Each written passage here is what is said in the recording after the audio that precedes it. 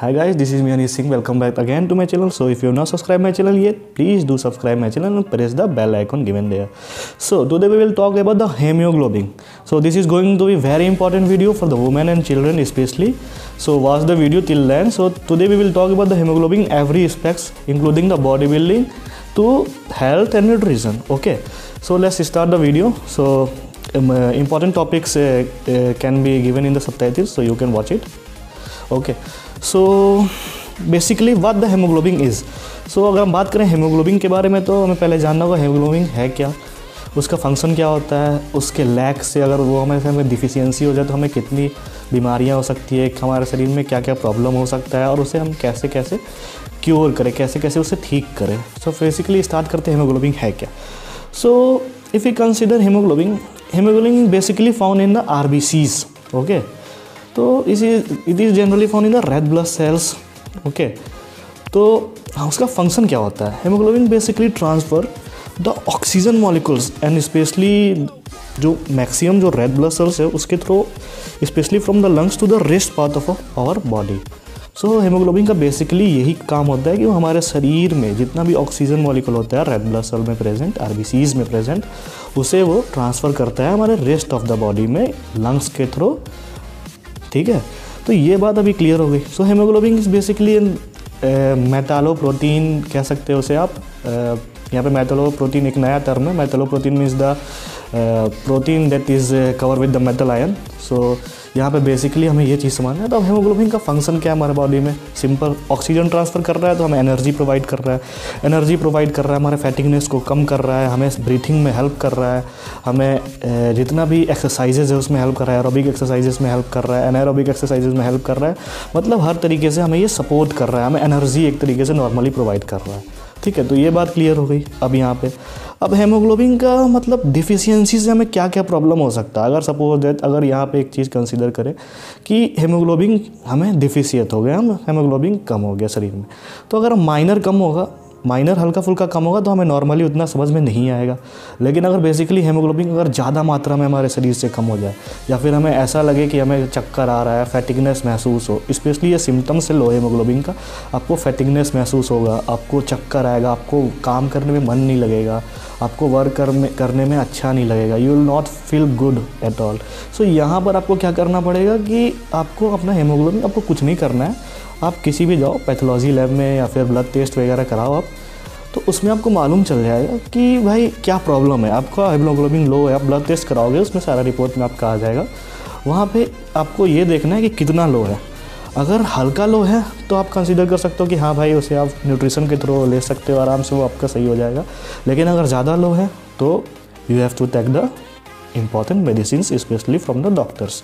सो ये बात हमें कंसीडर करें. हेमोग्लोबिन बहुत ही इंपॉर्टेंट लोग हैं जो इसे नेगलेक्ट करते हैं क्योंकि ये उतना ज़्यादा यूज्ड टर्म नहीं है. तो लोग सोचते हैं यार हेमोग्लोबिन का क्या है, उस पर लोग उतना ध्यान नहीं देते हैं. लेकिन ये बहुत ही इंपॉर्टेंट चीज़ है हेमोग्लोबिन हमारे शरीर में, क्योंकि ये one of the energy sources है. इसके बिना हमें बहुत प्रॉब्लम हो सकता है बाद में भी. अगर हेमोग्लोबिन स्पेशली लो हो जाए तो बहुत सारा प्रॉब्लम हो सकता है. तो हेमोग्लोबिन लो होता कैसे है इसे जानना होगा. तो अगर हम बात करें कि हेमोग्लोबिन लो कैसे हुआ, तो सबसे वन इम्पॉर्टेंट टॉपिक, हमारे शरीर में अगर खून कम बनेगा हेमोग्लोबिन लो होगा, जाहिर सी बात है. क्योंकि तो अब ये कैसे होगा, अगर सपोज दैट कोई एक्सीडेंट वगैरह में ब्लड लॉस हो गया या फिर कहीं कट लग गया, ब्लीडिंग हो गई ज़्यादा, या फिर आपको कोई डिफिशियंसी डिजीजेस हो गए, जैसे कहने का मतलब आयरन डिफिशियंसी हो गया, न्यूट्रिशन डिफिशियंसी, कोई भी न्यूट्रिशन जो हेमोग्लोबिन बनने में मदद करते हैं उसका डिफिशियंट हो जाने से हमें हेमोग्लोबिन की प्रॉब्लम आ सकती है. जैसे स्पेशली अगर बात करें कि जो लोग प्योर न्यूट्रिशन लेते हैं उनके खाने में हेमोग्लोबिन बनाने वाली चीज़ कम है, तो उन्हें क्या होगा कि हेमोग्लोबिन की डिफिशियंसी हो जाएगी, तो उन्हें फैटिगनेस लगेगा, चक्कर आएगा. तो ऐसे लोग इस चीज़ को नेगलेक्ट बिल्कुल भी ना करें. आप डॉक्टर से कंसल्ट करें. न्यूट्रिशन के थ्रू आप इसे ले सकते हैं, मल्टीविटामिन के थ्रू आप इसे ले सकते हैं. तो उसके थ्रू क्या होगा, आपका हेमोग्लोबिन धीरे धीरे रेगुलर पोजीशन पे आ जाएगा. अगर नॉर्मल लेवल की बात करें हेमोग्लोबिन की, तो मेल्स की अगर आप बात करें 14 to 18 जो होगा नॉर्मल होगा मेल्स के लिए, और अगर फीमेल्स की अगर आप बात करेंगे तो 12 to 16 are normal haemoglobin level. तो ये तो हमें मालूम चल गया कि हेमोग्लोबिन कैसे कैसे लो होता है. अगर आपको कोई भी ब्लड लॉस हो गया या फिर कोई भी किडनी की इशूज़ हो गई, न्यूट्रिशन पुअर न्यूट्रिशन है, या फिर कोई भी डिफिशियंसी डिजीजेस है, तो उसके कारण आपका हेमोग्लोबिन लो हो सकता है. तो इसे बिल्कुल भी नेगलेक्ट ना करें. अब बात करें कि हेमोग्लोबिन को हमें क्योर कैसे करना है। सपोज जो हमें हेमोग्लोबिन लो हो चुका है, हल्का लो हुआ है, तो डॉक्टर के पास आपको जाने की, अगर शुरू पॉइंट में अगर या फिर 1 पॉइंट ऐसे करके कुछ भी लो है तो आपको, अगर आप चाहें तो इसे घर पे भी ठीक कर सकते हैं। लेकिन हाँ, अगर आपका हेमोग्लोबिन ज़्यादा लो हो गया है तो डॉक्टर से ज़रूर कंसल्ट करें। तो पहला चीज़ हमें करना क्या है, यहाँ पे बेसिकली हमें 4 चीज़ पे स्पेशली ध्यान देना है हेमोग्लोबिन के रिस्पेक्ट में। Vitamin C, iron rich foods specially, vitamin C हो गया, फोलिक एसिड, और ये हो गया हमारा विटामिन बी कॉम्प्लेक्स, जो भी बी कॉम्प्लेक्स वाले होते हैं। तो अब इसमें क्या क्या हमें करना है, जो जितने भी फूड जिसमें आयरन कंटेन होता है, जैसे स्पेशली हो गया आपका पोमीग्रेनेट हो गया, बीटरूट हो गया, चिकन लीवर हो गया, लीफी वेजिटेबल्स हो गया, ग्रीन वेजिटेबल्स, इन सब में क्या होता है, हमें आयरन का कंटेंट हाई मिलता है, ठीक ठाक मिल जाता है। तो उससे क्या होगा, हमें हेमोग्लोबिन बनने में वो मदद करेगा। अब तो ज़रूरी नहीं है कि आप टैबलेट वगैरह ले, आयरन का ऐसा कोई ज़रूरी नहीं है। नॉर्मली आप अगर लेंगे इसके थ्रू भी तो आपका हेमोग्लोबिन नॉर्मल लेवल पे वापस आ जाएगा। सेकंड चीज़ हमें देना है फोलिक एसिड। फोलिक एसिड आपका हो गया मिल्क में होगा, फिर से अगर आप चाहें तो डायरेक्ट इसके टैबलेट्स वगैरह आते हैं, आप उसके थ्रू ले सकते हैं। टैबलेट्स के थ्रू अगर आप नहीं लेना चाहते हैं तो मिल्क में हो गया बी कॉम्प्लेक्स विटामिन वगैरह, जैसे हो गया केला हो गया, उसमें आप ले सकते हैं। कैबेज हो गया, जितना भी लीफी वेजिटेबल्स होता है उसमें भी पाया जाता है फोलिक एसिड, उसके थ्रू ले सकते हैं। बीटरूट के थ्रू ले सकते हैं, जिसे चुकंदर कहते हैं, उसके थ्रू आप ले सकते हैं। उसका जूस वगैरह बना के आप पी सकते हैं। पोमीग्रेनेट के थ्रू आप ले सकते हैं। ये सब चीज़ें हमें हेमोग्लोबिन को बनने में काफ़ी हद तक मदद करेगी। विटामिन सी की बात करें तो वो हो गया आपका ऑरेंज में हो गया, गुआवा में हो गया, लेमन्स में हो गया, उसको आप लें। तो ये सब चीज़ जो है हमारी स्पेशली हमें हेमोग्लोबिन को बढ़ावा देंगे, हेमोग्लोबिन बनने में हमें बहुत मदद करेंगे। तो हमें कोई भी मेडिसिन लेने की कोई ज़रूरत नहीं है, इसके थ्रू हमारा हेमोग्लोबिन रेगुलर रहेगा। ठीक है।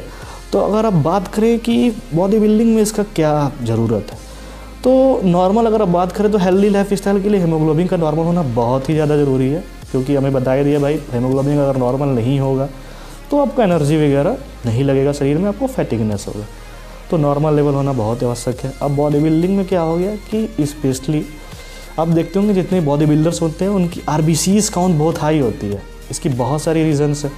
पहला तो रीजंस हो गया कि उनकी जो न्यूट्रिशन होती है बिल्कुल सही में होती है, बिल्कुल सही से होती है, तो उनकी RBCs काउंट ज़ाहिर सी बात है हाई रहेंगे। तो उसका फ़ायदा क्या है, जितने भी हो गया नाइट्रिक ऑक्साइड भी हमारा जो है ऑक्सीजन के साथ साथ वो ट्रांसफ़र करता है हेमोग्लोबिन के थ्रू हमारे बॉडी में। जो RBCs में जो हेमोग्लोबिन पाया जाता है वो नाइट्रिक ऑक्साइड को भी ट्रांसफ़र करता है हमारे शरीर में।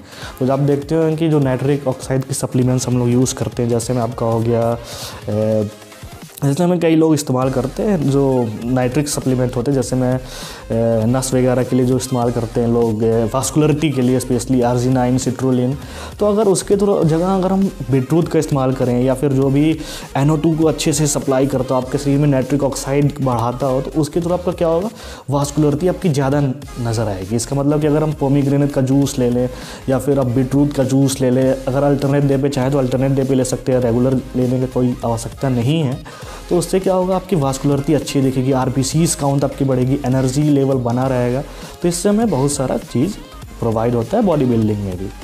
तो ये बात एकदम क्लियर हो गई। अब एक चीज़ हमें ये समझना है कि स्पेशली जिनकी लो हेमोग्लोबिन है, ठीक है, जिनकी लो हेमोग्लोबिन उनको अवॉइड क्या क्या चीज़ करना है, उन्हें ऐसे ऐसे चीज़ों को अवॉइड करना है जो कि आयरन ब्लॉक का काम करते हैं। जैसे मैं स्पेशली कॉफ़ी, टी और जितने भी आयरन ब्लॉकर सब्सटेंस हो गया जो आयरन की कम, क्योंकि आपकी हेमोग्लोबिन ऑलरेडी लो है, ठीक है, आपको आयरन की आवश्यकता है, folic acid, vitamin C, B12 ये सब की आवश्यकता है। तो स्पेशली जो कॉफ़ी हो गया, टी हो गया, इस टाइप के जो बेवरेजेस होते हैं वो क्या करते हैं कि आयरन को ब्लॉक करते हैं, ठीक है, वो आयरन ब्लॉकर का काम करते हैं।